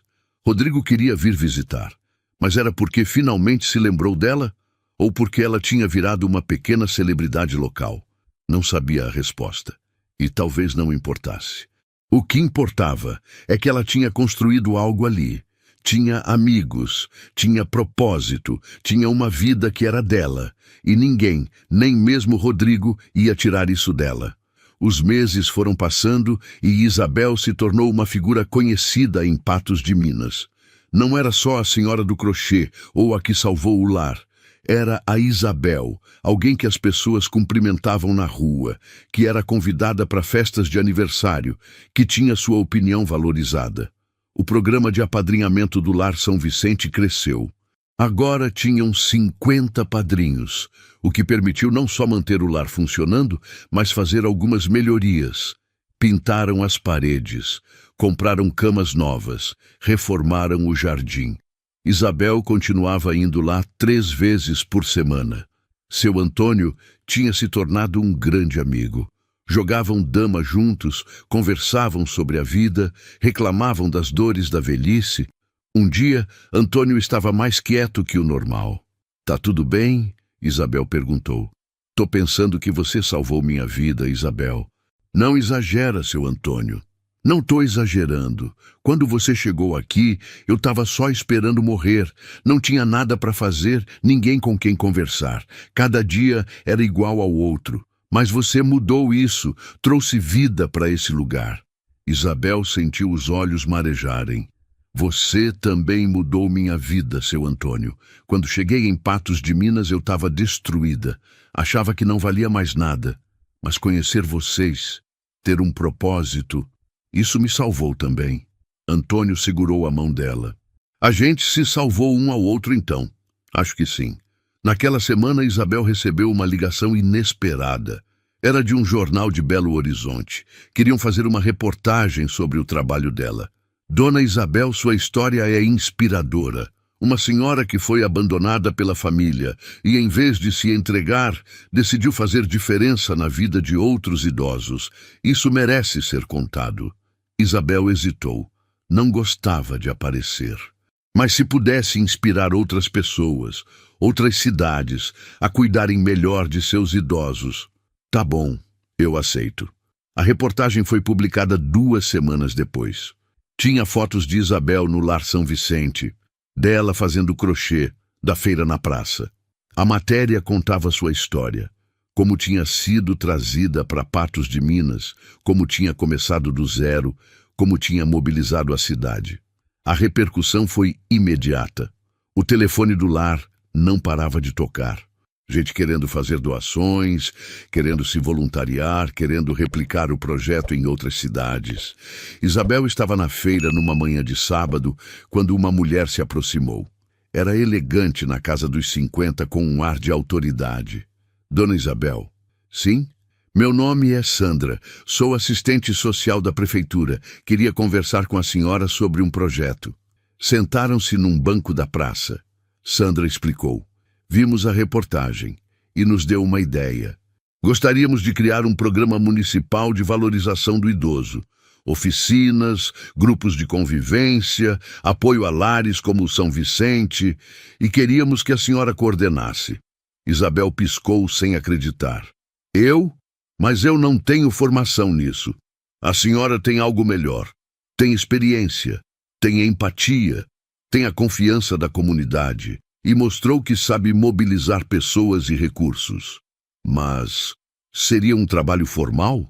Seria, com salário, carteira assinada, benefícios. Nada muito alto, a prefeitura não tem muito dinheiro, mas seria um salário digno. Isabel ficou em silêncio processando. Um emprego de verdade, aos 77 anos, quando achava que nunca mais seria contratada para nada. Posso pensar? Claro, mas não demore muito. Queremos começar ainda este ano. Naquela noite, Isabel conversou com Lucineide. Você devia aceitar, Lucineide disse sem hesitar. É uma oportunidade incrível. Mas e se eu não der conta? E se falharem comigo? Isabel, olha tudo que você fez desde que chegou aqui. Você criou um negócio do zero, salvou um lar inteiro, mobilizou uma cidade. Por que não conseguiria fazer isso? Isabel sorriu. Quando você começou a ter tanta confiança em mim? Desde sempre. Você que não via. Isabel aceitou o trabalho. Começou um mês depois, num escritório pequeno da prefeitura. Sua função era coordenar todas as iniciativas relacionadas a idosos na cidade. Era desafiador. Tinha que aprender a lidar com burocracia, fazer relatórios, participar de reuniões, mas tinha também a parte boa: visitar outros lares, conhecer outros idosos, criar programas que realmente faziam diferença. Criou uma rede de voluntários. Organizou bailes para a terceira idade, estabeleceu parcerias com clínicas para atendimento gratuito. Fez um programa onde jovens universitários davam aulas de tecnologia para idosos. Patos de Minas estava se tornando uma cidade referência no cuidado com seus velhos. E Isabel, a mulher que tinha sido abandonada e esquecida, era o rosto desse movimento. Foi num dia de novembro, quase 1 ano e meio depois de ter chegado na cidade, que Rodrigo ligou de novo. Mãe, preciso conversar com a senhora. O tom era sério. Isabel sentiu uma pontada de preocupação. Aconteceu alguma coisa? Não, nada ruim, mas eu e a Mariana estamos querendo nos mudar de volta para o Sudeste. Manaus é bom, mas a gente quer que as crianças cresçam mais perto da família. Entendo. A gente estava pensando em Patos de Minas. Isabel quase derrubou o telefone. Aqui? É, vi que a cidade está crescendo, tem oportunidades. E você está aí, né? As crianças podiam crescer perto da avó. Isabel ficou em silêncio, tentando entender o que estava sentindo. Alegria, raiva, desconfiança. Rodrigo, você me jogou aqui. Literalmente me abandonou num lugar que eu não conhecia, sem perguntar se era isso que eu queria. E agora quer vir morar aqui porque... Porque o quê? Porque agora a cidade é interessante? Porque eu fiz algo importante? Mãe, eu sei que errei. Sei que fui terrível com a senhora, mas eu estava desesperado, não sabia o que fazer. E achou que me descartar era a solução. Silêncio do outro lado. Foi isso que eu fiz, não foi? Te descartei. Foi. Isabel ouviu Rodrigo engolir seco. Eu sinto muito, mãe. De verdade. Passei esse tempo todo tentando não pensar nisso, tentando me convencer que tinha feito a coisa certa, mas não fiz. Eu te abandonei quando você mais precisava de mim, e não tem desculpa para isso. Isabel sentiu as lágrimas começarem a cair. Você tem ideia do quanto eu sofri? Do quanto chorei? De quantas noites passei acordada naquele quartinho pequeno, me sentindo inútil e descartada? Eu imagino, e me arrependo todos os dias. Então por que nunca disse nada? Por que nunca pediu desculpas antes? Porque eu tinha vergonha, vergonha de olhar no espelho e ver o tipo de homem que tinha me tornado, o tipo de homem que põe a própria mãe num ônibus e nunca olha para trás.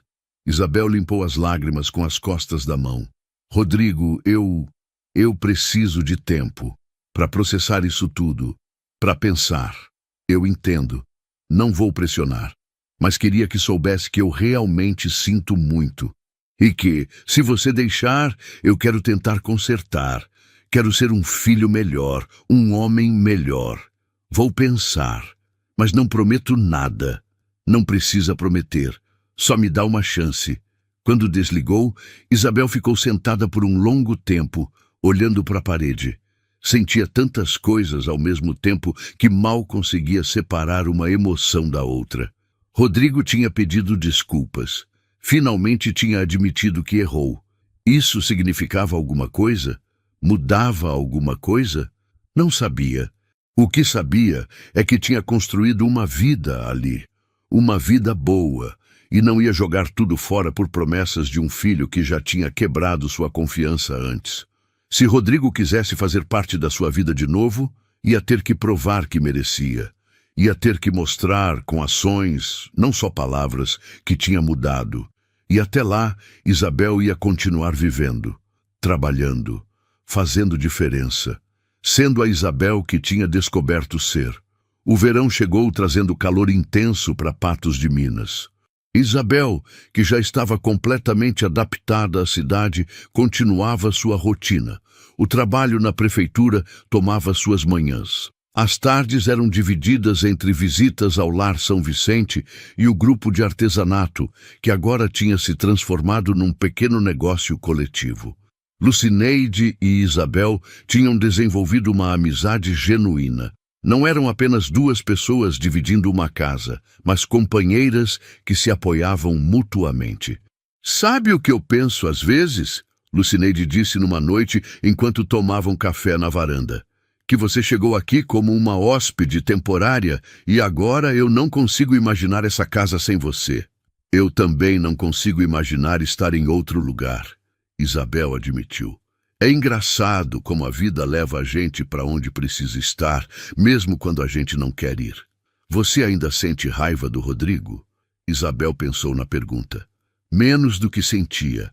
A raiva foi dando lugar a, não sei, uma tristeza talvez, pelo que poderia ter sido e não foi, pelo relacionamento que a gente não tem mais. "Ele ainda quer se mudar para cá?"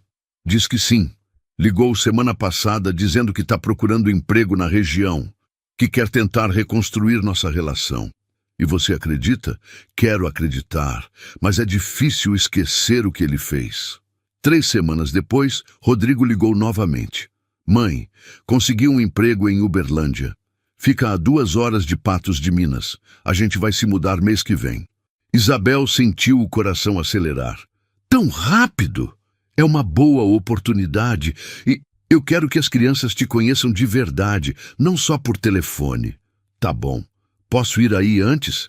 "Sozinho. Queria conversar com a senhora, pessoalmente." Isabel hesitou, mas sabia que essa conversa tinha que acontecer em algum momento. "Pode vir." Rodrigo chegou numa sexta-feira à tarde. Isabel pediu o dia de folga no trabalho e estava esperando quando ele chegou de carro. Quando Rodrigo desceu do veículo, Isabel viu que ele tinha mudado. Estava mais magro, com mais cabelos grisalhos, com rugas mais profundas ao redor dos olhos. Parecia ter envelhecido 10 anos em 1 ano e meio. "Oi, mãe." "Oi, filho."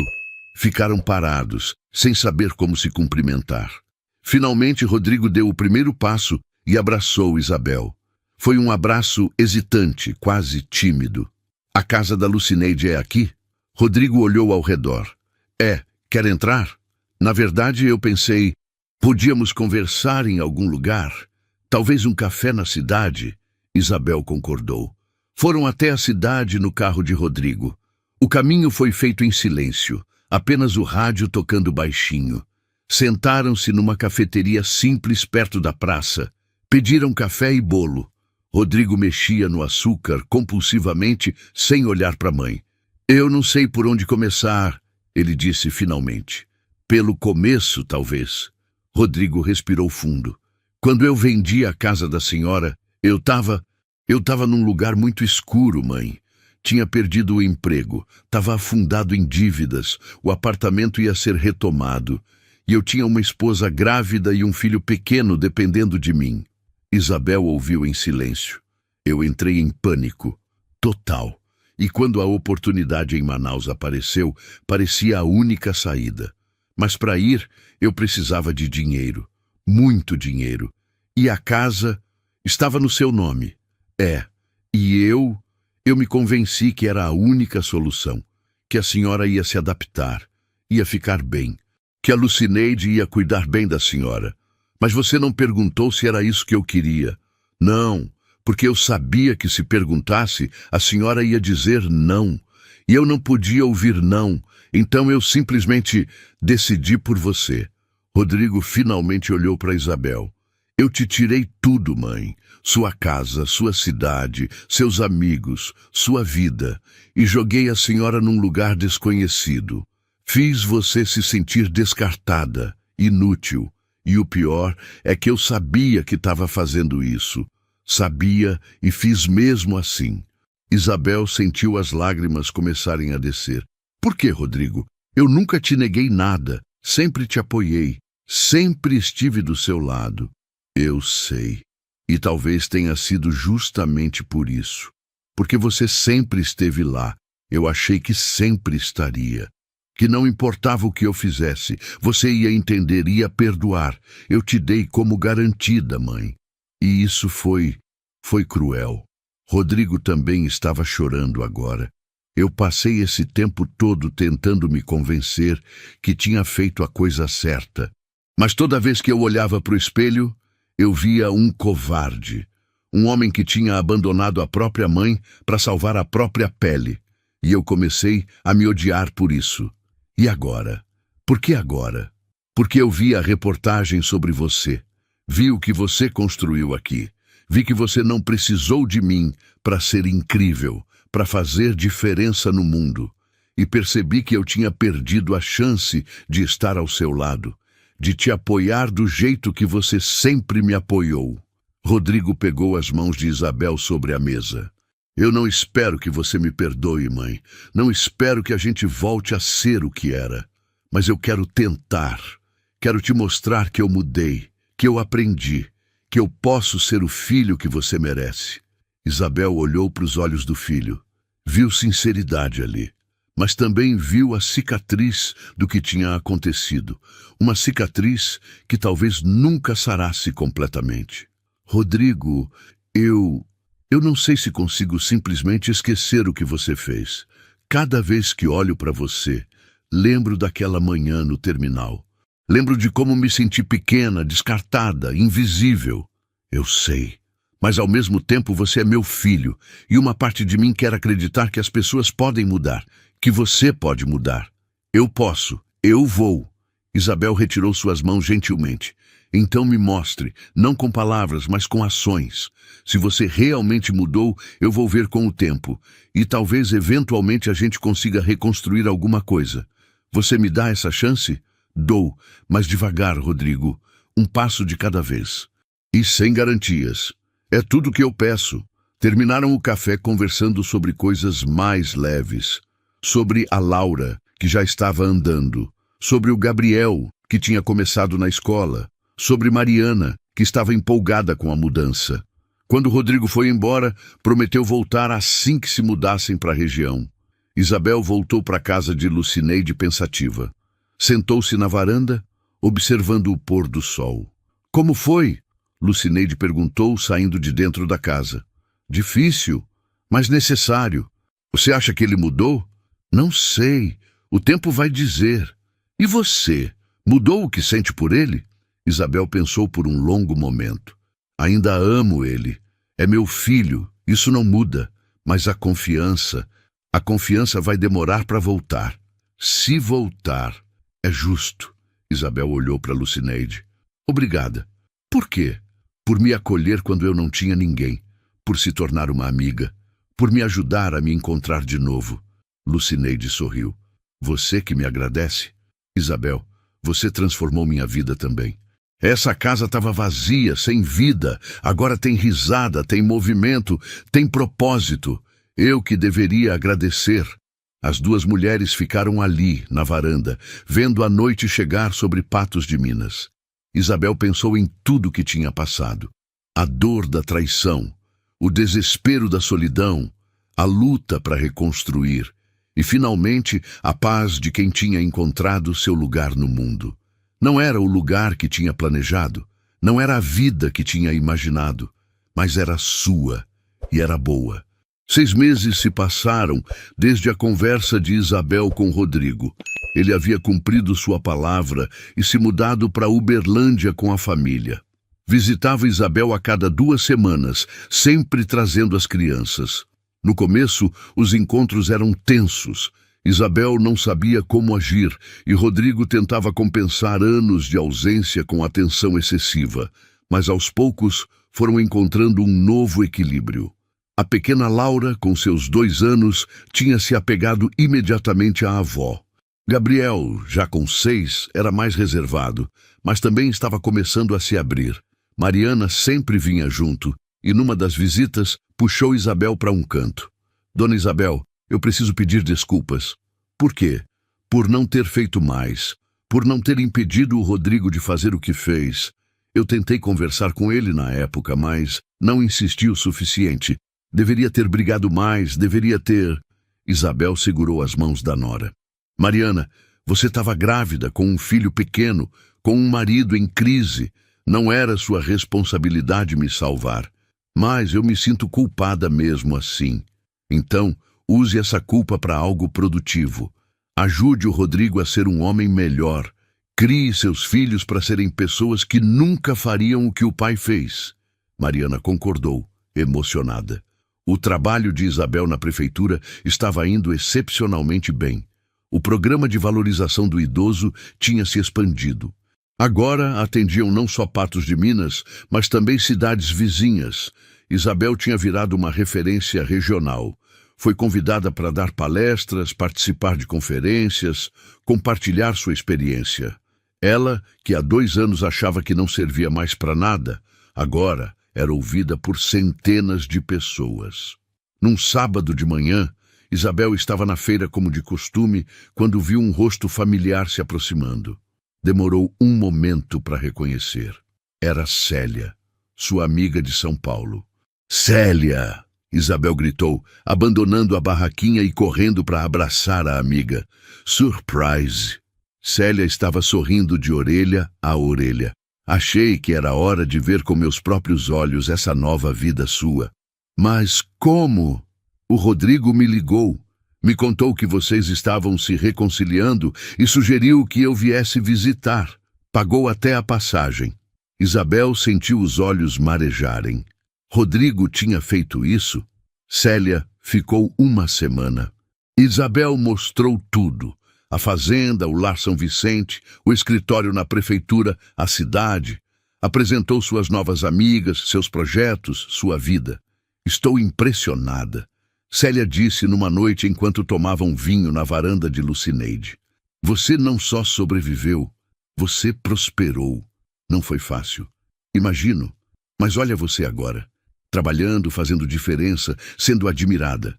Você se tornou a Isabel que sempre deveria ter sido. O que você quer dizer? Em São Paulo, você era só a mãe do Rodrigo. A viúva do João. Aqui você é a Isabel, a mulher que salvou um lar, a que mobilizou uma cidade, a que inspira outras pessoas. Você tem identidade própria. Isabel nunca tinha pensado nisso dessa forma, mas Célia estava certa. Sabe o que é mais engraçado? Isabel disse. Eu agradeço ao Rodrigo. Como assim? Se ele não tivesse feito o que fez, eu nunca teria vindo para cá. Nunca teria descoberto do que sou capaz. Ia ter ficado naquela casa em São Paulo, vivendo de memórias, esperando a vida passar. Então você perdoou ele? Isabel pensou cuidadosamente. Perdoar é uma palavra forte, mas estou me abrindo para a possibilidade de reconstruir nossa relação, em bases novas, mais honestas. No último dia da visita de Célia, as duas estavam sentadas na praça quando Rodrigo apareceu com a família. Era uma visita surpresa. Mãe, vim apresentar as crianças para Dona Célia. Você falava tanto dela que achei que eles deviam conhecer. Isabel olhou para o filho, viu o esforço genuíno que ele estava fazendo. Não apagava o passado, mas mostrava um futuro diferente. Célia brincou com Laura e Gabriel, contou histórias da infância de Rodrigo que fizeram todo mundo rir. Foi um momento leve, feliz. Quando Célia foi embora, abraçou Isabel longamente. Você me inspira, amiga. Ver você reconstruir sua vida assim me faz querer ser mais corajosa também. Você sempre foi corajosa, Célia. Não como você. Você enfrentou a pior traição possível e transformou em algo lindo. Isso é raro. Depois que Célia partiu, Isabel voltou à sua rotina. Mas havia uma paz nova, uma aceitação de que a vida, por mais dolorosa que tivesse sido, a tinha levado exatamente onde precisava estar. Num domingo, 2 anos depois de ter chegado em Patos de Minas, Isabel estava no Lar São Vicente quando seu Antônio a chamou. Isabel, vem cá! Quero te mostrar uma coisa. Ele a levou até o jardim, onde um canteiro novo tinha sido plantado. A gente fez isso para você. Todas as plantas que você gosta. Rosas, jasmim, lírio. É nossa forma de agradecer por tudo que você fez por nós. Isabel olhou ao redor. Via os rostos dos residentes, todos sorrindo. Viu a irmã Lourdes, que tinha se tornado uma amiga querida. Viu as outras voluntárias, as pessoas que tinha conhecido e mobilizado. Eu que agradeço vocês, Isabel disse, emocionada. Vocês me deram um propósito quando eu achei que não tinha mais nenhum. Naquela noite, Isabel escreveu uma carta. Não para mandar, mas para si mesma, para registrar a jornada. Querida Isabel, 2 anos atrás, você foi colocada num ônibus para um lugar desconhecido. Teve tudo tirado de você. Se sentiu descartada, inútil, invisível, mas você não desistiu. Levantou, mesmo quando parecia impossível. Construiu algo lindo com as mãos vazias. Hoje, você trabalha, tem amigas. Faz diferença na vida de dezenas de pessoas. Tem um filho tentando ser melhor. Tem netos que a amam. Tem uma casa que é um lar de verdade. Você não é mais aquela mulher assustada no ônibus. Você é forte. Você é valiosa. Você é amada. E mais importante, você sabe disso agora. Com amor, Isabel. Guardou a carta numa gaveta. Talvez um dia mostrasse para as netas. Para que soubessem que não importa o quão escura a noite fique, sempre pode amanhecer de novo. Deitou-se na cama, ouvindo os sons da noite em Patos de Minas. Grilos, vento nas árvores, o latido distante de um cachorro. Não eram os sons de São Paulo, mas eram seus sons agora. Fechou os olhos, sentindo gratidão pela dor que a transformou. Pelas pessoas que encontrou, pela vida que reconstruiu. Amanhã teria trabalho no lar. Depois, reunião na prefeitura sobre expandir o programa para mais cidades. À tarde, o grupo de artesanato. E no fim de semana, Rodrigo tinha prometido trazer as crianças de novo. Tinha uma vida cheia, uma vida com propósito, uma vida que era dela. E pela primeira vez em muito tempo, Isabel dormiu com um sorriso no rosto. Se essa história tocou seu coração, deixe seu comentário contando o que você achou e compartilhe com alguém que precisa saber que nunca é tarde para recomeçar. E não se esqueça de se inscrever no canal para não perder nossas próximas histórias de superação e esperança. Até a próxima história!